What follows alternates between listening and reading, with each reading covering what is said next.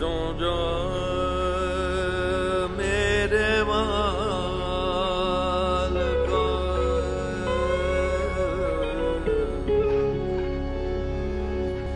सो जा मेरे मालिका, वे वर्त्या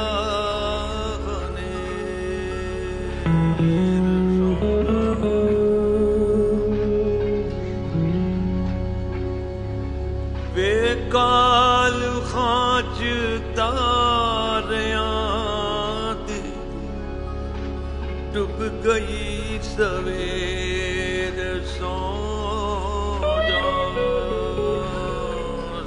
जा मेरे मालिका।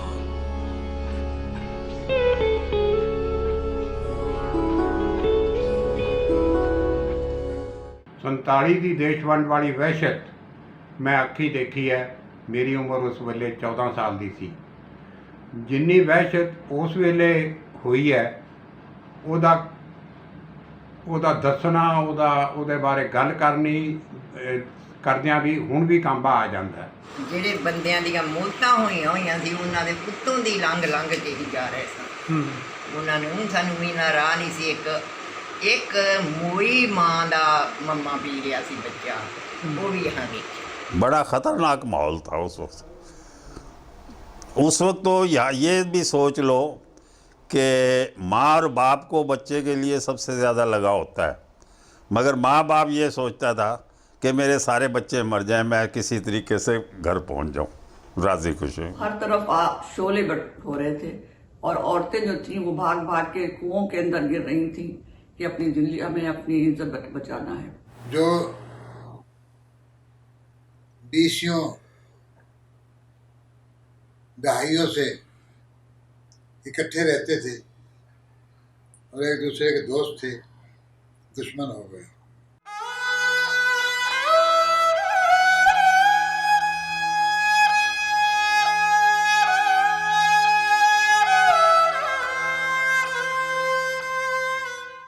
ਸਾਡੇ ਪਿੰਡ ਦੇ ਵਿੱਚ ਥੋੜ੍ਹੇ ਘਰ ਮੁਸਲਮਾਨਾਂ ਦੇ ਸਨ, ਬਾਕੀ ਜ਼ਿਮੀਂਦਾਰਾਂ ਦੇ, ਕੁਝ ਹਰਾਈਆਂ ਦੇ। ਇਸੇ ਤਰ੍ਹਾਂ रल मिल के ही सारे लोग रहते थे। पहले का जो मुझे बचपन याद है वो बिल्कुल है कि हम लोग सब बहुत ही मिलजुल के रहते थे। कभी मुझे एहसास नहीं हुआ कि ये हम लोग कोई अलग अलग हैं। हर दफ़ा आना जाना, मिलना जुलना, शादी ब्याह पे हर जगह मौके पे मिलते थे। बहुत बढ़िया ईमानदार लोग थे, पेमेंट देने लेने में सही थे। और भावलपुर नवाब जो था वो भी ये चाहता था भाई हिंदू लोग यहाँ पर रहें, क्योंकि वो एरिया सरसब्ज था, आमदनी का ज़रिया बहुत ज़्यादा था। हमारे बड़े अब्बा का जो घर था उसमें आधा कुआं जो है वो पंडित सादिक राम इस्तेमाल करते थे, आधा कुआं हमारे बड़े अब्बा के घर के लोग इस्तेमाल करते थे और कोई झगड़ा फसाद नहीं था। वहाँ हमारा जिम्मेदारा था, हम खेतों बुजुर्गों के साथ जाते थे तो मुसलमान हमारे मुजारे थे, वो बड़ी इज्जत करते थे, 4 रुपये देते थे, बिठाते थे। और हमारे पिताजी के एज में बड़े हों तो वो उनको चाचा जी करके बोलते थे, चाचा जी अस्सलाम वालेकुम, वो आगे जवाब देते थे वालेकुम अस्सलाम। फतन सराय एक महल्ले का नाम था जिसमें गालिब अक्सरियत मुसलमानों की थी और जामे मस्जिद मुसलमानों की थी, लेकिन हिंदुओं के मुक़द्दस मकामात भी थे। तो वहाँ पर मेरा दोस्त ब्रिज किशोर श्रीवास्तव हिंदुओं के महल्ले में रहता था और बिला नागा रोज़ आना, और हिंदुओं के महल्ले से बिल्कुल मुत्तसिल मुसलमानों का महल्ला था। तो वो रोज़ाना अपनी किताबें और बस्ता ले के मेरे घर आता था और फिर वहाँ से हम दोनों अपने स्कूल जाया करते थे। ब्रिज किशोर का ये मामला था कि वो श्रीवास्तव कायस था और जब 6ठी क्लास तक तो कंपलसरी लाजमी मज़ामीन जो थे वो सबको पढ़ना पड़ते थे, लेकिन उसमें भी एक पीरियड ऐसा होता था जिसमें उर्दू या हिंदी की चॉइस थी। तो उसमें ये अजीब मामला मैंने देखा कि मेरे वालिद ने कहा कि भाई ये हिंदी, उर्दू, फ़ारसी, अरबी ये सब बेकार बातें हैं, और हमारे अब्बा ने फ़ारसी पढ़ी तो क्या कर लिया, कौन सी बड़ी तरक्की कर ली, तो तुम्हें कॉमर्स विद टाइप राइटिंग का मजमून जो है वो इंतखाब करना है। मुझे बड़ी वहशत और उलझन थी, लेकिन पास अदब इतना था कि मैं उनसे कुछ कह नहीं सकता था। और तो मैंने देखा कि ब्रिज किशोर श्रीवास्तव जो है उसने इंतखाब किया है फ़ारसी, कि मैं फ़ारसी पढ़ूंगा। उसके बाप ने यही ताकीद की थी कि बेटा फ़ारसी ज़रूर पढ़ना, और जो फ़ारसी की क्लास होती थी उसमें बहुत ज़्यादा हिंदू तलबा मौजूद होते थे।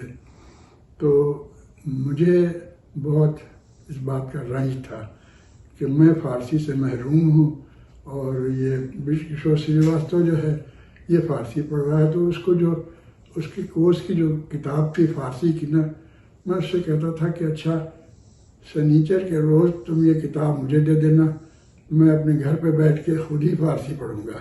15 अगस्त 1947 आ गया। देश की गुलामी की बेड़ियां कट गईं, देश आज़ाद हो गया, लेकिन सियासत और मजहब ने इस देश को 2 टुकड़ों में बांट दिया। एक टुकड़ा पाकिस्तान कहलाया और दूसरा हिंदुस्तान। दिनां दे विच ही बहुता चिर नहीं लगा, दिनां दे विच ही वो सारा ही ਉਹ ਸਿਮਟ ਗਿਆ, ਤੇ ਉਹ ਜਿਹੜੀ ਅੱਗ ਸੀ ਨਾ ਲੋਕਾਂ ਦੇ ਵਿੱਚ ਇੱਧਰੋਂ ਵੀ ਜਾਣ ਲੱਗ ਗਏ ਤੇ ਉੱਧਰੋਂ ਵੀ ਆਉਣ ਲੱਗ ਗਈ।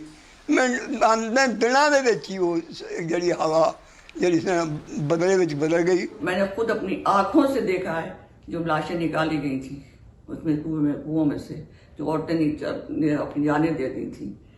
फिर हर तरफ से बस नारों की आवाज़ आ रही थी। I was born in Karachi in 1941, where I spent the first 6 years of my life as a child. I was youngest of 4 siblings. Our home in Karachi was an iconic place named Moti Mahal. Inside were marble columns, statues, and was very beautifully decorated. My grandfather had several businesses, and we were considered one of the wealthier families then. I remember going to the Clifton Beach on weekends and to some nearby parks. I remember a place called Frere Hall, which we sometimes visited. Then one day we were told we needed to leave Karachi and go to Bombay due to the ensuing 1947 partition riots. It happened on a very short notice. Many families had homes confiscated by looters, and some that resisted were brutally murdered. वहाँ पे भैंस थी, घोड़ा था। भैंस को और घर वालों ने बोला भाई इसको अपा सारे जा रहे हैं, और बांध के अगर छोड़ दिया तो कल को बंदे रह गए तो भूखे मर जाएंगे, उनको खाली छोड़ दिया। तो जो हमारे खुद के लिए खाना बना रहे थे, पूरे मोहल्ले वाले इकट्ठा सा ही खाते थे उस वक्त मजबूरी में, तो वो खाना वहाँ रखा। तो जब भैंस को खाना दिया, उसने खाना नहीं बल्कि आंखों में आंसू से भी आए, साफ दिखाई दे रहा था जैसे आंसू आ रहे हैं। खाया भी नहीं, और घोड़े ने भी नहीं खाया। ਜਦੋਂ ਅਸੀਂ ਪਿੰਡੋਂ ਬਾਹਰ ਨਿਕਲੇ ਆ, ਇੱਕ ਵਕੀਲਾਂ ਦਾ ਪੁੱਤ ਸੀ, ਜਵਾਨ ਗੱਭਰੂ, ਤੇ ਸਾਡੇ ਹੁੰਦਿਆਂ ਉਹ ਟੋਟੇ ਕੀਤੇ, ਕਿਰਪਾਨ ਨਾਲ ਵੱਢਿਆ, ਉਹ ਅੱਖੀਂ ਵੇਖਿਆ। ਉੱਥੋਂ ਵੇਖ ਰਹੇ ਆ दवा दाब तुरे गए। हमारा परिवार भी पैदल चलकर लगभग 60 किलोमीटर का, आज के किलोमीटर उस वक्त के शायद 40 या 42 मील, तो मील सफ़र तय करके हम लोग सीमा पार से हमारा परिवार आया था। और रास्ते में सिवाय लाशों के और कुछ भी नहीं था, और सतलुज का जितना पानी था सारा का सारा जैसे इसमें लहू बह रहा है।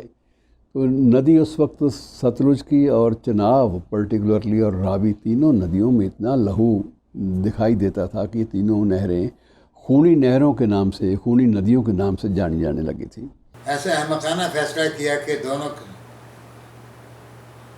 पंजाब तकसीम हुआ तो इधर के वहाँ जाएंगे, वहाँ के इधर जाएंगे, और ख़ुद ही जाएं, कोई बंदोबस्त नहीं। कोई हिफाजत का इंतज़ाम नहीं, तो मारे गए लोग। नहीं? तो ये एक ऐसा ब्लॉट है बरतानवी हुकूमत के आखिरी अयाम का और माउंटबेटन की जल्दबाजी का और एरोगेंस का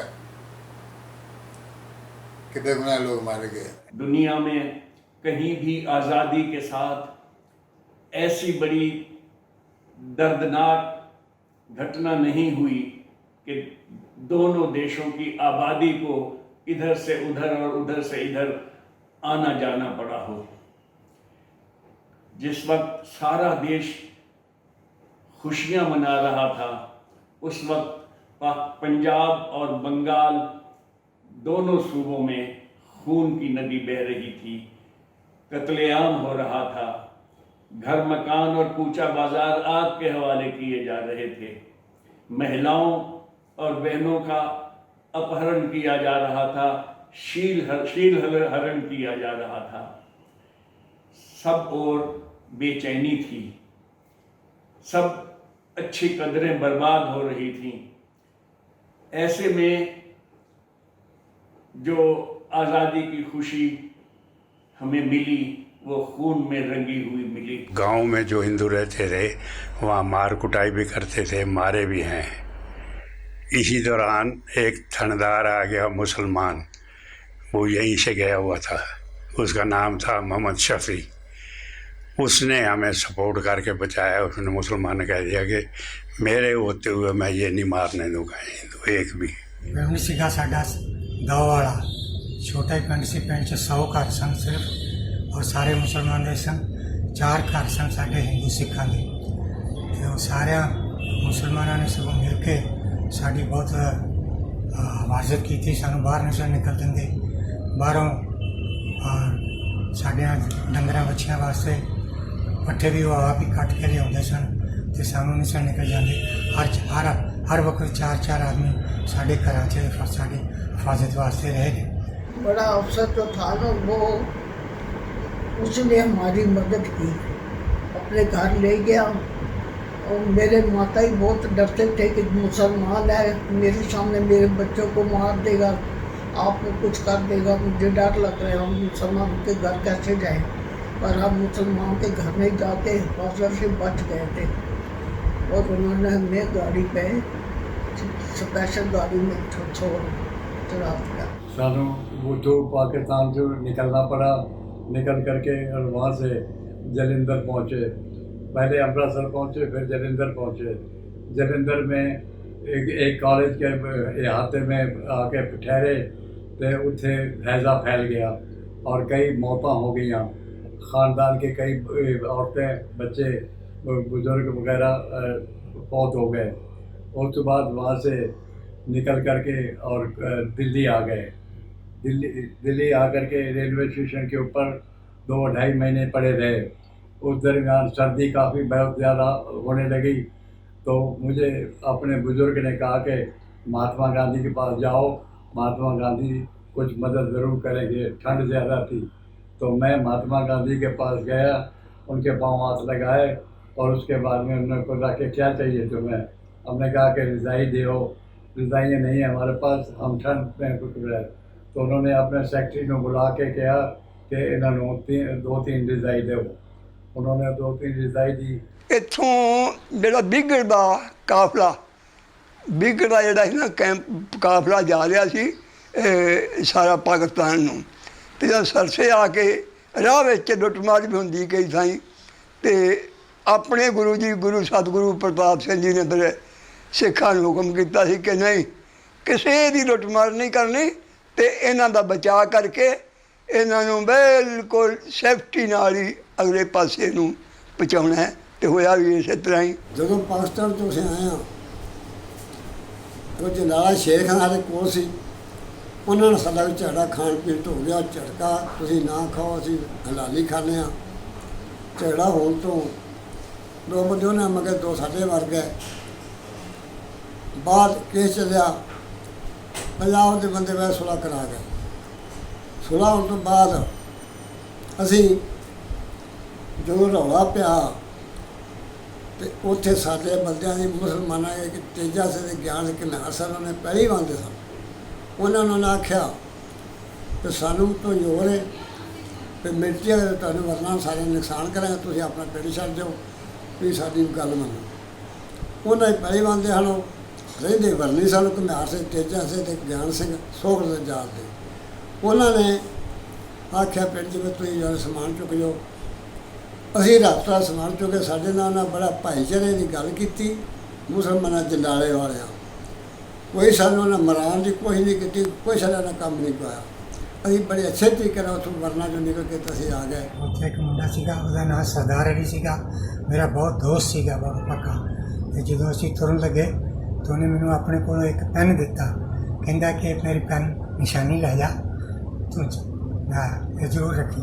ਫਿਰ ਮੇਰੇ ਪਾਸ ਵੀ ਇੱਕ ਪੈਨ ਸੀਗਾ, ਫਿਰ ਮੈਂ ਵੀ ਮਤਲਬ ਪੈਨ ਉਹਨੂੰ ਦੇ ਦਿੱਤਾ ਤੇ ਮੈਂ ਕਿਹਾ ਤੂੰ मेरा पेन रख ला, मैं तेरा ले जाना, तेरा पेन मैं जिंदगी भर खराब नहीं होने देगा, मैं रखना।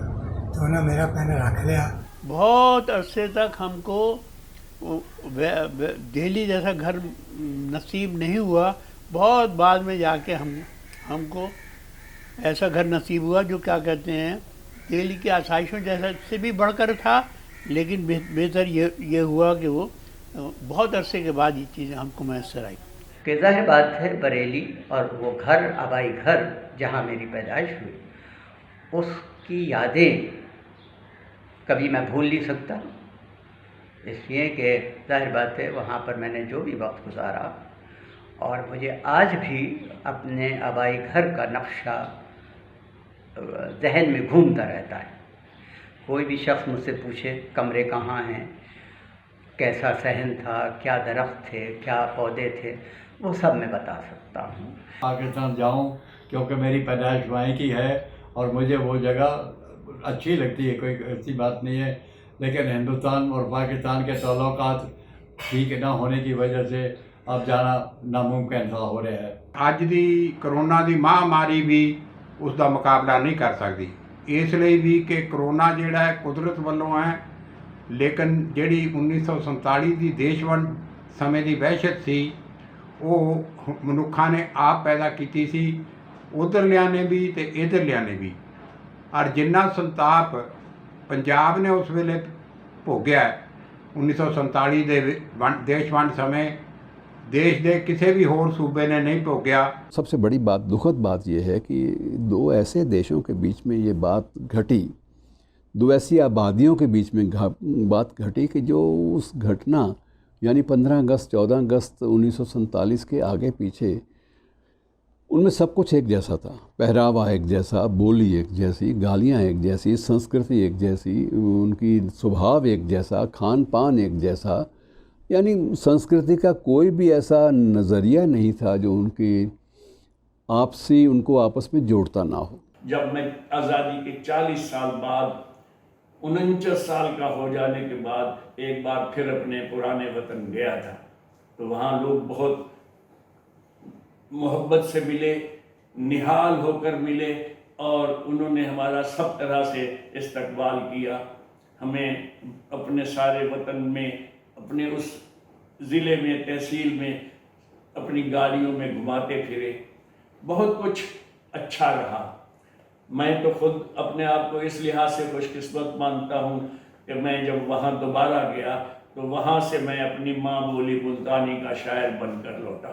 दोनों मुल्क जो हैं इस बात से बहुत डरते हैं कि लोग इकट्ठे हो जाएंगे, हमको सूट नहीं करता है। आप बॉर्डर खोल दिए, देखिए लोग कैसे यहाँ से जाएंगे और कैसे वहाँ से आएंगे,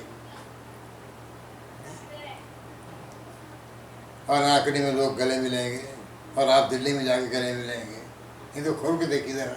मैं लाहौर भी गया, मैं इत्थे भी देखा, इत्थे भी आउंदे ने मुसलमान अजकल अपने पिंडां नूं देखण।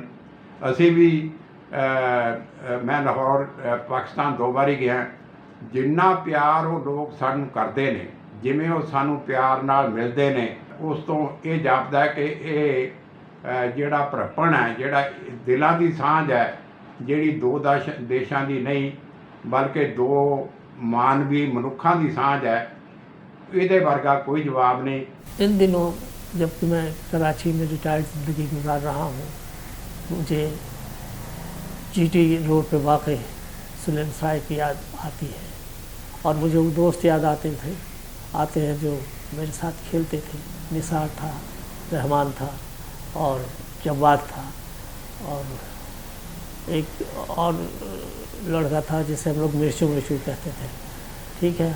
और हिंदुओं में मुझे आनंद याद आता है जिससे मेरा मुकाबला रहता था पढ़ाई में, और शर्मा थे, शीला थी, पता नहीं ये लोग अब कहाँ होंगे। उठ गए गवांडों या रब्बा हुण की करिए,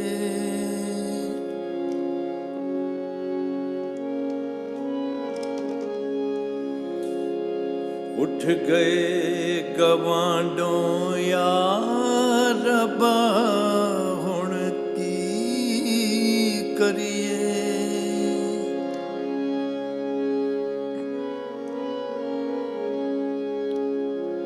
उठ गए हुण ओ बैंदे नाही, होया साथ त्यार। उठ गए गवांडों या रब्बा हुण की करिए।